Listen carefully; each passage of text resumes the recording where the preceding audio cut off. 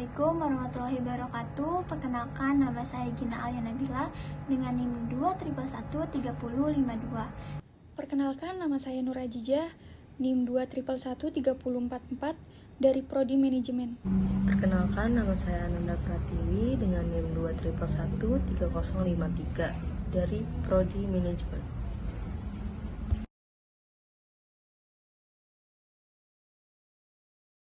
Technosociopreneur adalah gabungan dari kata teknologi, sosial, dan entrepreneur. Dalam konsep ini, seorang individu atau kelompok individu menggabungkan kemampuan bisnis dan keahlian teknologi untuk menciptakan solusi teknologi yang dapat memberikan dampak sosial positif. Technosociopreneur memiliki tujuan untuk menciptakan inovasi yang dapat meningkatkan kualitas hidup masyarakat, mengurangi ketimpangan sosial, dan meningkatkan kesejahteraan ekonomi.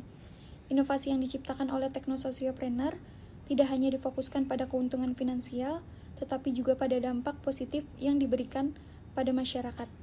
Dalam menciptakan inovasi, technosociopreneur harus memperhatikan aspek sosial, ekonomi, dan lingkungan. Inovasi yang diciptakan harus dapat memberikan solusi yang berkontribusi pada pembangunan berkelanjutan dan meningkatkan kesejahteraan masyarakat. Technosociopreneur juga harus memperhatikan aspek etika dalam bisnisnya. Mereka harus menghormati hak asasi manusia, menghindari praktik diskriminasi, dan bertanggung jawab atas dampak yang ditimbulkan oleh inovasi yang diciptakan. Ini saya akan membahas untuk mengenai perbedaan entrepreneur, technopreneur, sociopreneur, dan technosociopreneur. Entrepreneur adalah seorang yang memulai dan menjalankan bisnis dengan tujuan menghasilkan keuntungan. Seorang entrepreneur biasanya memiliki ide atau inovasi yang unik, sehingga tujuan utama seorang entrepreneur adalah untuk menciptakan nilai tambah dan menghasilkan keuntungan. Yang kedua adalah technopreneur. Technopreneur adalah seorang entrepreneur yang fokus pada penggunaan teknologi dalam membangun bisnisnya. Mereka cenderung menggunakan teknologi untuk menciptakan produk atau layanan yang inovatif dan efisien sehingga meningkatkan efektivitas dan efisiensi dalam bisnis mereka. Yang ketiga ada sociopreneur. Sociopreneur adalah seorang entrepreneur yang menekankan pada pengembangan bisnis yang berdampak positif bagi masyarakat. Tujuan utama seorang sociopreneur adalah untuk menciptakan nilai sosial dan lingkungan yang positif yang juga menghasilkan keuntungan. Yang keempat, technosociopreneur. Technosociopreneur adalah seorang entrepreneur yang menghubungkan elemen teknologi dan sosial dalam bisnisnya.